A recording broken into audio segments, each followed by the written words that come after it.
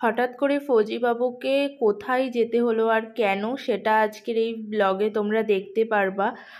আর operation সিঁদুরের সময় একজন সৈনিকের পরিবার হিসেবে আমাদের অবস্থা ঠিক কেমন হয়েছিল সেটা আজকের এই ব্লগে তোমাদের সঙ্গে আমি বলবো। ঠিক কি হয়েছিল সেই দিনকে রাতে সেই সব কিছু আজকের এই ব্লগে থাকবে। তো হাই এভরিওয়ান, আমি নেহা, চলে এসেছি নতুন আরও একটা ব্লগের সাথে। এর আগের দিনের ভিডিওটা যেখান থেকে শেষ হয়েছে এই ব্লগটা তার ঠিক একটুখানি পর থেকেই শুরু করেছি। আসলে আমি তো ভেবেছিলাম যে ওই ভিডিওর সঙ্গে একসাথে একটা ব্লগ করে দেব, কিন্তু তারপরে ভাবলাম তোমাদের সঙ্গে কিছু মনের কথা শেয়ার করা যাক। মনের কথা বলতে কিছু আমার অভিজ্ঞতা যেটা আমি অপারেশন সিঁদুরের সময় আমার হয়েছে একজন সৈনিকের পরিবার হিসেবে। লাস্ট অপারেশন সিঁদুরের সময় কিন্তু আমি একটা ভিডিও ছেড়েছিলাম যে আমার জীবনের সবথেকে খারাপ রাত। তো সেই রাতে কি হয়েছিল আর কি অভিজ্ঞতা আমাদের সেই টাইমে হয়েছিল সেগুলোই এই ব্লগে একটু তোমাদের বলার চেষ্টা করব। আর এই যে আমি ব্যাগ গোছাচ্ছি, এই মুহূর্তটা বিশ্বাস করো একজন সৈনিকের স্ত্রী খুব ভালো করে বুঝবে। আর এখন আমরা এটা আরও হাড়ে হাড়ে বুঝতে পারছি অপারেশন সিঁদুরের পর থেকে। এই যে এই ব্যাগ গোছানোটা নিয়ে একটা আতঙ্ক কাজ করে নিজেদের মধ্যে। সেই টাইমটাই নিজের হাতে নিজের হাজবেন্ডের জন্য ব্যাগ গোছাচ্ছিলাম যখন, বিশ্বাস করো তখন যে কি একটা ফিলিংস হচ্ছিল আর ঠিক কতটা খারাপ লাগছিল সেটা কাউকে বোঝানোর মতো না। আজকে দেখো আমি তো ভেবেছিলাম আর যেন এমন দিন না আসে যে এমন এমার্জেন্সিতে ব্যাগ গোছাতে হচ্ছে, কিন্তু না, আমাকে আবার সেই ব্যাগ গোছাতেই হচ্ছে নিজের হাতে, তাও আবার। তো তোমাদের দাদাভাই তো তখন এর আগের ব্লগেই দেখলে 10টা সাড়ে 10টার সময় চলে গেছিলো আর আমাকে ফোন করে বলল তুমি জলদি ব্যাগ গোছাও আমার। আর আমার না এই 1 বছরে কোয়ার্টারে থেকে একটা আমার জানা হয়ে গেছে যে এমার্জেন্সিতে ওরা কোথাও গেলে ওদের কি প্রয়োজন, কি আমাকে ব্যাগে দিতে হবে, বলতে পারো এটা আমি জেনে গেছি, ওই জন্যই আমি ব্যাগটা গোছাতে পারলাম। আমি যখন প্রথম এসেছিলাম তখন কিন্তু আমি বুঝতে পারতাম না যে ওরা এমার্জেন্সিতে কোথাও গেলে ওদের ব্যাগে কি দিতে হয় না দিতে হয়। এখন অনেকটা এই বিষয়ে অভিজ্ঞতা হয়েছে আমার। তো এখানে দেখো আমি সব কিছু চেক করে নিচ্ছি, পাওয়ার ব্যাঙ্কটা চার্জে দিয়ে দিলাম আর তারপরে এদের এই যে ব্যাগের মধ্যে মশারি। আর এতটাই আমি টেনশানে ছিলাম, দেখো টেনশানের মধ্যে এই মশারি আমরা যেই মশারি ইউজ করি সেটা নিয়ে চলে এসেছি। তারপরে তো ওদের যে আলাদা মশারি থাকে সেটাই বার করলাম। এইবারটা বলি কোথায় যাবে তোমাদের দাদা ভাই। আসলে এর আগের ব্লগে বলেছি যে অনেক জায়গায় বন্যা হয়ে যাচ্ছে, তো বুঝতেই পারছো কি রকম খারাপ একটা পরিস্থিতি চলছে। তো আমাদের এখানে আশেপাশে বলতে অনেকটাই দূরে বেশ কয়েক জায়গায় বন্যা হয়ে গেছে। এবার সেখানেই এমার্জেন্সি হয়তো তোমাদের দাদা ভাইদের যেতেও হতে পারে, অবশ্য এখনও ওরা যায়নি। এখন দেখো এই যে আমি ব্যাগ গোছাচ্ছি, আমি সব কিছুই দিয়ে দিয়েছি, রেনকোট ব্যাগেরা, তারপরে আরও যা ওদের লাগে, ড্রেস 2-3টে করে। এখানে আমি কিছু ওষুধ দিচ্ছি, জানি ওষুধগুলো হয়তো ওদের নাও লাগতে পারে কারণ ওখানে তো সব কিছুই থাকবে, ডাক্তারও থাকবে, কিন্তু ওই আর কি নিজের মনের শান্তির জন্য আমার মনে হলো যদি ওখানে বৃষ্টিতে ভিজে বাই চান্স ওর শরীরটা খারাপ করে, তো ও যখনই কোথাও এমন এমার্জেন্সি যায় বা ছুটি থেকে আসে, অন্তত আমার সঙ্গে যে কদিন কথা হয়েছে আমি কিন্তু ওর এই যে এমন ডিব্বা ভরে ওষুধ দিয়েই দিই। তো এখানে সব কিছুর ওষুধ আছে, জ্বরের ওষুধ, তারপরে গ্যাসের, মাথা ব্যথার, সব রকম ওষুধই আছে। তো সবগুলো দুটো করে কেটে এখন দিয়ে দেব। আর ও কিন্তু এই ওষুধগুলো নিয়ে যেতে চায় না, কারণ বলে যে দেওয়ার দরকার নেই, কিছু হবে না, পরে গিয়ে এই ওষুধগুলোই ওর প্রয়োজন হয়। তাই আমি এখনই এগুলো ব্যাগের মধ্যে ঢুকিয়ে রাখবো যাতে ও মানা না করতে পারে। জানো তো সময়ের সাথে সাথে সব কিছুই জেনে নিতে হয়, আমরা মেয়েরা হচ্ছি এমনই, কার কোনটা প্রয়োজন, কার কি পছন্দ, সব কিছুই কিন্তু আমাদের নিজেদেরই হয় না, সময়ের সাথে সাথে জেনে যাই আমরা। তো সেটাই। আর এখন এই যে সব ব্যাগ মোটামুটি গোছানো হয়ে গেছে, যা প্রয়োজন। আর আমার এত পরিমাণে টেনশন হচ্ছিল, আমার মাথায় তো কোনো রকম কিছু কাজই করছিল না, মানে রীতিমতো আমার টেনশনে যেন মনে হচ্ছে মাথা ব্যথা করছে। এমনি তো আজকে একটু মাথা যন্ত্রণা করছিল, কারণ দেখেইছিলে এর আগের ব্লগে যে আমাদের যেতে হয়েছিল গণেশ পুজোর জন্য। তো সারাদিন একটু রেস্ট করতে পারিনি, দুপুরে একটু ঘুম হয়নি, সেই জন্যই মাথার মধ্যে একটু যন্ত্রণা হচ্ছিল। তো এই টাইমের পরে তো আরও যন্ত্রণা হচ্ছে। আর আমি কিন্তু এখনই স্নান করে আসলাম, জাস্ট মানে স্নান করে এসে তারপরে ওর ব্যাগ গোছাতে লেগেছি। আর এবারটা আমি তোমাদের সঙ্গে বলবো আমার সেই রাতের কথা, মানে সেই অপারেশন সিঁদুরের সময় যে ভয়ঙ্কর রাতটার কথা আমি তোমাদের তখন ব্লগে বলেছিলাম।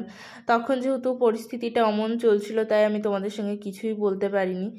বিশ্বাস করো, তোমাদের দাদা ভাইয়ের সঙ্গে বিয়ে হওয়ার পর এই যে আমরা 1 বছর কোয়ার্টারে আছি, এই 1 বছরে প্রায় সব কিছুই দেখে ফেলেছি। মানে আমি তো ভেবেছিলাম হয়তো 1 বছরে, মানে 1 বছর থাকবো কিনা সেটাই অবশ্য ঠিক ছিল না, ভেবেছিলাম 4-5 মাস থাকবো, তখন কিছুটা অংশ হয়তো আমি জানতে পারবো কোয়ার্টার সম্পর্কে। কিন্তু ভগবানের আলাদা ইচ্ছা ছিল, তাই ভগবান এই 1 বছরে আমাকে যুদ্ধও দেখিয়ে দিল। আর যুদ্ধ হলে একজন সৈনিকের পরিবার হিসেবে আমাদের কি কর্তব্য আর আমাদেরও কতটা স্যাক্রিফাইস করতে হয় সেটা কিন্তু আমরা সেই যুদ্ধেই দেখে ফেলেছি। বিশ্বাস করো, আমি যদি বাড়ি থাকতাম তাহলে হয়তো এগুলো আমি দেখতেও পারতাম না, জানতেও পারতাম না, মানে এগুলো আমি অনুভব করতে পারতাম না। যেই অভিজ্ঞতাটা আমার এখানে থেকে হয়েছে, আমি এখানে যখন ছিলাম তখন আমি পুরো প্রপারভাবে বুঝতে পেরেছি যে হ্যাঁ, আমি একজন সৈনিকের পরিবার। বাড়ি থাকলে হয়তো এই অভিজ্ঞতাটা সেই টাইমে আমার হতো না। তো এখানে যারা যারা হাজব্যান্ডের সঙ্গে কোয়ার্টারে ছিলে তারা এই অভিজ্ঞতাটা পুরোপুরিভাবে পেয়েছো। হ্যাঁ, যদিও বা যাদের কোয়ার্টার, মানে যারা সেফ জায়গায় ছিল তাদের তো আলাদাই কথা, কিন্তু আমরা এমন জায়গায় ছিলাম, মানে আমাদের এখানে বলতে পারো সকাল ভোর হতো, মানে ভোরবেলা আর রাত হতো পুরো আতঙ্কে। আমরা মোটামুটি 4-5 দিন কি 1 সপ্তাহ রাতে তো কেউই ঘুমাতেই পারেনি, এতটাই আমাদের ভয়ঙ্কর ছিল সেই রাতগুলো। বেশি করে একটা দিন, মানে একটা দিনের কি একটু অংশ তোমাদের সঙ্গে আমি শেয়ার করেছিলাম। তো সেই দিনকারই, যদিও বা তখন এমনই পরিস্থিতি ছিল, আমি কিন্তু কিছুই তোমাদেরকে না দেখাতে পেরেছি না বলতে পেরেছি। হ্যাঁ, হয়তো আমি এখনও তেমনভাবে যা হয়েছিল সব কিছু বলতে পারবো না, কারণ এখানে একটা সেফটির ব্যাপার আছে। আমরা এমনিই থাকি ভীষণ রিস্কি একটা জায়গায়। তো যাই হোক, আমরা যেখানে ছিলাম সেখানেই কিন্তু বললামই তো রাত হতো একটা আতঙ্কের মধ্যে। বলতে পারো রাত্রিবেলাটা পুরো রাতটাই আমরা সে বিয়েবাড়ির মতো বোমের আওয়াজেই কাটাতাম, আর বাইরে বেরোনোর কথা তো ছেড়েই দাও, পুরোটাই আমরা অন্ধকারে থাকতাম, তখন তো দেখতেই পেরেছিলে। তো সেই টাইমগুলোর কথা ভাবলে নিজেদেরই মনে হয় যে আমরা কি কাটিয়ে এসেছি, বিশ্বাস করো। তো বাইরে যখনই বেরোতাম মাথার ওপরে তারার মতো শুধু ড্রোন আর ড্রোনই দেখতে পারতাম, তার মানে বুঝতেই পারছো ঠিক কোথায় আমরা ছিলাম। তো এতটাই রিস্কে ছিলাম তখন আমরা, তখন কিন্তু কিছুই মনে হতো না, মানে তখন যেহেতু হাজব্যান্ড সাথে ছিল, তো তখন বুঝতে পেরেছিলাম যে হ্যাঁ, একজন সৈনিকের পরিবার হওয়া ঠিক এতটাও সহজ না যতটা আমরা বাড়ি বসে ভাবি। আমরা যখন বাড়ি থাকি তখন আমরা কাঁদি, কেন বর ছুটি পাচ্ছে না, কেন বর ছুটি পাচ্ছে না। কিন্তু যখন এখানে 1টা বছর আমি কাটিয়েছি, আমি না খুব ভালো করে বুঝতে পেরেছি কেন এত সহজে ওরা ছুটি পায় না, কেন ওরা এত সোশ্যাল মিডিয়ার সাথে যুক্ত থাকতে পারে না, কেন ফোন করে না, মানে সব কিছু বুঝতে পেরেছি।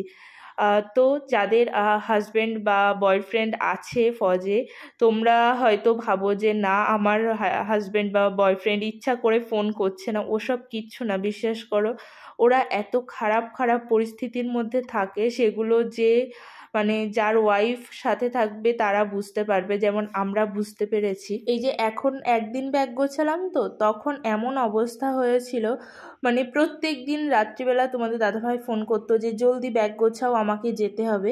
আর সেই টাইমে বিশ্বাস করো আমি রীতিমতো আমার গোপালদের সামনে এসে হাউ হাউ করে কাঁদতাম, আর একটাই কথা ভাবতাম, ভগবান তুমি সবাইকে ভালো রাখো। আজকে দেখো এখন পুজো করছি, একটু লেট হয়ে গেছে, এখন ওই একটাই কথা ভাবছি, তুমি সবাইকে ভালো রাখো। আর এই যে কালী ঠাকুরের যে ছোট্ট মূর্তিটা দেখতে পারলে, এটা কিন্তু তোমাদের দাদাভাইয়ের সাথেই থাকে। তো এই মূর্তিটা আজও আমি পুজো করে ওর ব্যাগে দিয়ে দিয়েছি। আর এখন দেখো আমার পুজো টুজো সব হয়ে গেছে, আমি একটু বসলাম চুলটা শোকাতে, আর এত মাথা যন্ত্রণা করছে, মানে আমার কিচ্ছু ভালো লাগছে না। তো চুলটা একটু শুকিয়ে যাক এখন।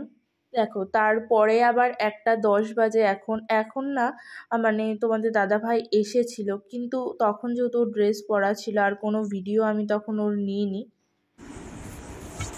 তো এখন বাজে 1:30 মতো। তোমাদের দাদাভাই গেল আবার, আসলে ওকে ফোন করে ডাকলো, জানি না কখন এখান থেকে চলে যাবে। এখনও এখানেই আছে, বললো কিছু কাজ করছে। তো এই যে ব্যাগ ট্যাগগুলো এখানে মোটামুটি আবার প্যাক করলো। বুঝতেই পারছে ও একটা প্যাক করলে ও খুঁজে পাবে আর কি আরও জিনিস লাগবে, সেই জিনিসগুলো নিল। মেনলি ওরা যাচ্ছে রেস্কিউ টিম হিসেবে, জানি না কি হবে। আমার ভীষণই টেনশন করছে, আমার শরীরটা একদম ভালো লাগছে না। আমার বেশি টেনশন করলেই শরীর খুব খারাপ করে, তো এখনও তাই করছে। আমার এই যে বাঁ সাইড দিয়ে আমি যদি একটু টেনশন করি, কিছু করি, তো আমার এই বাঁ সাইডে পায়ের পুরো কেমন যেন অবশ হয়ে যায়। এটা সম্ভবত হয়তো আমার টেনশন করলে নার্ভের জন্য হয়, জানি না এখন আমি সঠিক কিছু। যাই হোক, এখন 1:30 বাজে, এখন বসে থাকি, দেখি ও আবার কখন আসে আবার কখন যায়। আজকে রাতটা এমন করেই কেটে যাবে। অবশ্য কোথাও এমন গেলে আমার ঘুম হয় না। তো চলো এখন দেখা যাক কখন আসে আবার। তো যাই হোক, আজকের রাতটাতেও ঠিক এমন করেই টেনশানে কাটলো। যদিও বা 3টের সময় তোমাদের দাদাভাই এসে আর যায়নি, মানে এখনই চলে এসেছে, আমি ওকে খেতে দিয়েছি। রাতটুকুনি তো এমনই কাটলো, জানি না কাল কি হবে। দেখা হবে আবার কাল, টাটা।